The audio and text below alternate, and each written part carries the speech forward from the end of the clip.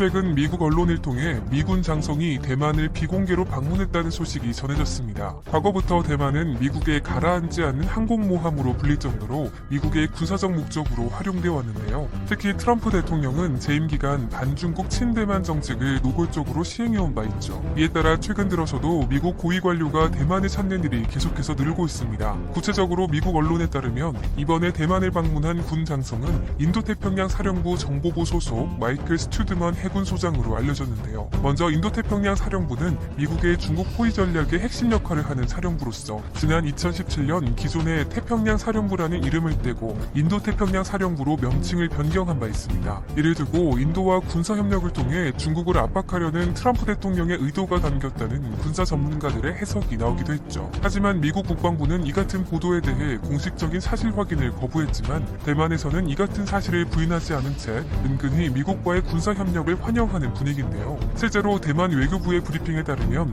이번 스튜드먼 소장의 방문에 대해 양국은 상호 신뢰에 따라 일정은 비공개로 외교부에선 추가로 설명할 것이 없다고 전제하면서도 미국과 우리는 빈번히 교류했고 대만은 미국 관리의 방문을 환영한다고 밝힌 것입니다. 더욱이 대만을 찾은 스튜드먼 소장은 최근 몇 년 사이 대만을 찾은 미국 인사 중 최고위급으로 분류됩니다. 과거 장성급 인사의 공식적인 대만 방문은 극히 드물었고 장성급 중에서는 준장급이 가장 높은 계급이었지만 이번 방문에는 준장보다 더 높은 소장의 방문을 추진하면서 미국이 생각하는 대만의 중요성은 더욱 올라갔다고 볼 수 있는데요. 즉 대만은 미국의 중국 견제를 위한 아시아 태평양 전략의 핵심 요충지로서 과거보다 안보적 가치가 더욱 높아진 것입니다. 그만큼 최근 들어 미국은 대만에게 무기 판매도 기하급수적으로 늘리고 있는 상황이죠. 결국 대만 정부의 이런 태도는 중국을 향한 메시지로도 읽히고 있는데요. 그런데 자국의 앞마당에서 미국과 대만이 계속 심기를 건드리는 상황이 잇따르자 중국도 반격을 준비하고 있는 모양새입니다. 바로 미국이 대만을 이용해 중국을 압박하고 있는 것처럼 중국도 미국의 주변국들을 이용하는 것이죠. 실제로 최근 미국 뉴욕타임스 보도에 따르면 올해 초 코로나19 사태가 전 세계적으로 확산된 직후 시진핑 중국 국가주석은 아이티와 자메이카 등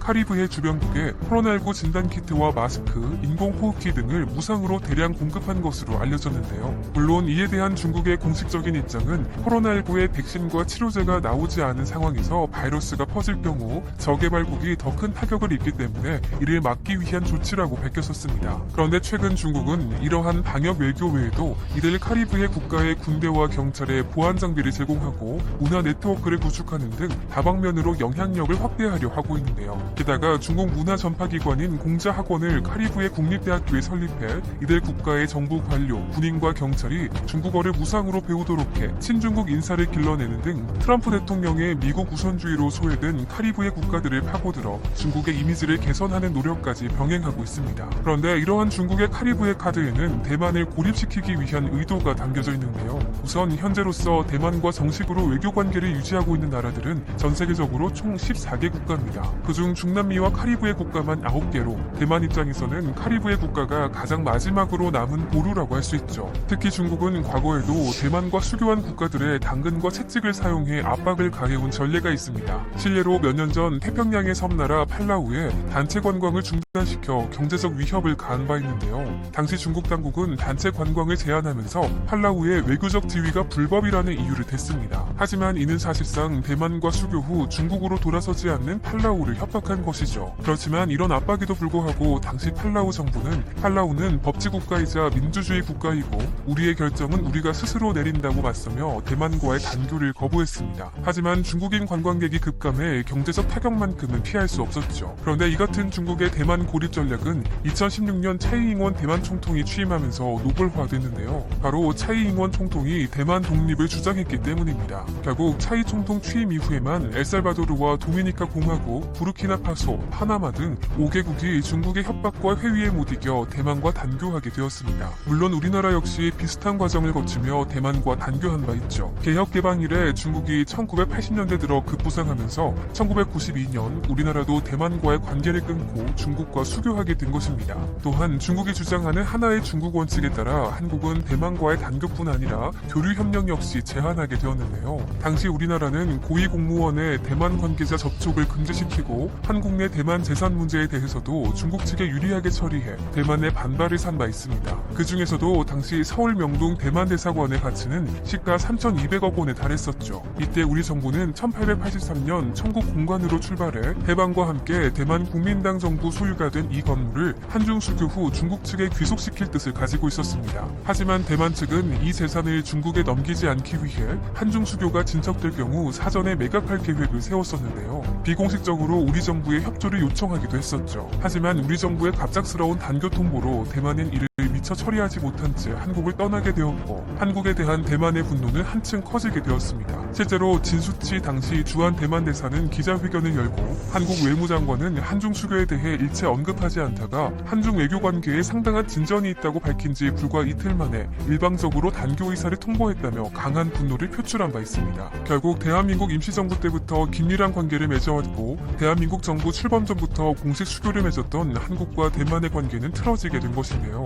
물론 단교 1년여가 지나 1993년 11월과 1994년 1월 각각 주 타이베이 한국 대표부와 주 한국 타이베이 대표부를 설치하고 비공식적인 교류를 재개했지만 2005년 3월에서야 양측의 항공 정기 노선이 재개됐을 만큼 냉각기가 오랜 기간 진행된 것은 분명 사실입니다. 그런데 여기서 문제는 한국과 대만의 관계가 아닙니다. 우리도 대만의 분노에 대해 충분히 이해할 수 있으며 당시 우리 정부의 선택 또한 어쩔 수 없었던 것도 대만도 충분히 이해하고 있죠. 따라서 대만과의 관계에서 우리가 절대 놓치지 말아야 할 것은 이러한 모든 문제의 시작점이 바로 중국으로부터 시작되었다는 것입니다. 결국 이러한 모든 역사적 사실을 통해 알 수 있듯이 중국은 과거에도 그래왔고 앞으로도 대만과의 관계를 끊도록 만들기 위해 전 세계를 압박할 것입니다. 그리고 이제는 카리브해가 중국의 먹잇감이 된 것인데요. 특히 카리브해가 미국의 앞마당으로 불리기 때문에 중국 입장에서 카리브해만큼 대만과 미국을 동시에 노릴 만한 곳도 없을 것입니다. 이와 반대로 미국 입장에서는 자국의 군사 전략에서 중요성이 가장 큰 것 중 하나가 카리브해일 텐데요. 그런데 미국 군사 전문가들에 따르면 카리브해 지역에 중국이 각종 경제 문화적 협력을 늘리면서 미국의 국가 안보를 위협하는 경제 전략을 구사하고 있는 것으로 드러났습니다. 구체적인 수치를 보면 중국의 의도는 더욱 선명해집니다. 미국 의회연구소가 최근 발표한 보고서를 보면 2005년부터 2019년까지 남미와 카리브해 국가들에 대한 중국의 금융 지원 규모를 확인할 수 있는데요. 이 기간 동안 중국은 베네수엘라에만 622억 달러, 브라질 289억 달러, 에콰도르와 아르헨티나에 각각 184억 달러와 171억 달러 등 대규모 투자와 지원에 집중하고 있는 것이죠. 그리고 여기에서 중국은 카리브해 국가가 아직 산업 근간 시설이 부족하다는 점에 집중하고 있는데요. 바로 대부분의 투자가 전기 설비와 기계 전반에 걸쳐 이루어지고 있는 것입니다. 게다가 최근 코로나19 검사 장비와 응급 호흡기까지 제공하고 그 대가로 밀과 옥수수, 콩과 구리 등의 천연자원과 농산물을 대거 수입함으로써 무역 손익까지 계산한 치밀한 행보를 보이고 있습니다. 더욱이 중국은 미국의 코앞에서 국방력을 행사하려는 의도까지 대놓고 드러내고 있는데요. 먼저 주요 타깃이 된 나라는 자메이카입니다. 중국은 코로나19로 경제적 타격을 입은 자메이카에 1대1로 사업 명목으로 15년 동안 약 60억 달러에 달하는 저금리 차관을 제공하는 제안을 한 것으로 알려졌습니다. 하지만 이러한 중국의 계획에 올해 1월 폼페이오 장관이 자메이카를 방문해 중국의 돈을 함부로 쓰지 말라고 직접적으로 말하며 자메이카에 경고를 날린 바 있습니다. 당시 폼페이오 장관은 중국의 자금이 부패를 낳고 법을 약화한다면 무슨 가치가 있겠냐면서 중국의 투자가 당신들의 환경을 해치고 정작 국민을 위한 일자리는 만들어주지 않는 것은 아닌지 잘 살펴보라며 중국에 대한 의심을 거두지 않았습니다. 하지만 일자리 창출 등의 경기 부양책이 시급했던 자메이카 정부는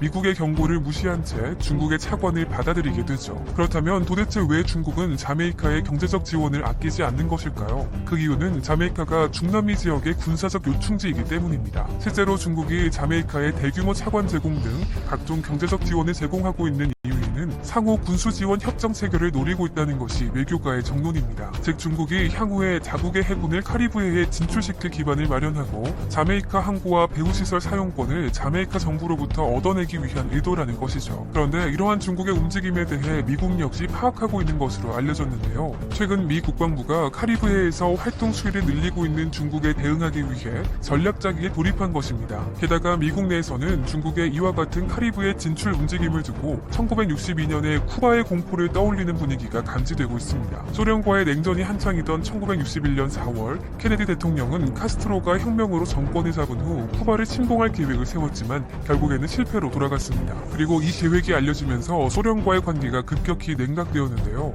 이후 소련은 쿠바에 장거리 공격용 미사일 기지를 건설하려는 움직임을 보이게 됩니다. 미국 CIA가 쿠바 내 미사일 기지 시설물과 건설 장비를 확인하면서 미국에서는 자국의 코앞에서 핵무기가 발사될 수도 있다는 두려움에 휩싸이게 되었죠. 소련은 미국 측에 쿠바를 침공하지 않겠다는 약속만 한다면 소련은 기지 건설을 포기할 것이라는 뜻을 전달했지만 미국 정부 내 강경론자들은 미국이 쿠바 미사일 기지를 선제 공습할 것을 주장하기까지 했습니다. 쿠바 해상에서 미국과 소련 선박이 대치하는 일촉즉발의 상황까지 간 끝에 양국이 합의하면서 쿠바의 미사일 위기는 일단락됐지만 미국 본토 근처에서 직접적인 위협을 받았던 당시 상황에 대해 여전히 미국 정부는 공포심을 느끼고 있는데요. 물론 현재 전문가들은 아직까지는 중국 해군이 중남미 국가를 방문하면서 활동 영역을 넓히는 것이 쿠바 사태처럼 미국에 직접적으로 군사적인 위협을 줄 수 있는 가능성은 낮다고 보고 있지만 당시 쿠바 사태를 떠올릴 만한 자극이 되는 것만은 분명해 보입니다. 한편 미국 내에서는 트럼프 대통령의 무조건적인 중국 비난이 더 이상 효과가 없을 것으로 보고 있습니다. 과거 냉전 시절 소련을 비난했던 것처럼 무조건 중국이 나쁘다고 말만 해봐야 더 이상 카리브해 국가들이 미국의 말을 듣지 않을 것이라는 의미이죠. 이에 대해 뉴욕타임스도 폼페이오 장관의 자메이카를 향한 경고에 대해서 코로나19로 경제적 어려움을 겪고 있는 자메이카를 설득하기에는 한계가 있었다고 지적한 바 있습니다. 특히 해당 국가의 경제 어려움을 고려하지 않고 무조건적으로 중국이 나쁘다고만 강조하면서 오히려 이들 국가로부터 불필요한 반발까지 사고 있다며 미국의 대응을 비판했는데요. 향후 바이든 행정부가 트럼프 대통령의 외교 정책을 탈피해 중국과의 양자 대결 구도에서 벗어나 전 세계적인 다자연대를 통한 해결책을 찾을 수 있을지 관심이 집중되는 이유입니다. 미국 내 전문가들도 향후 미국의 대중국 정책이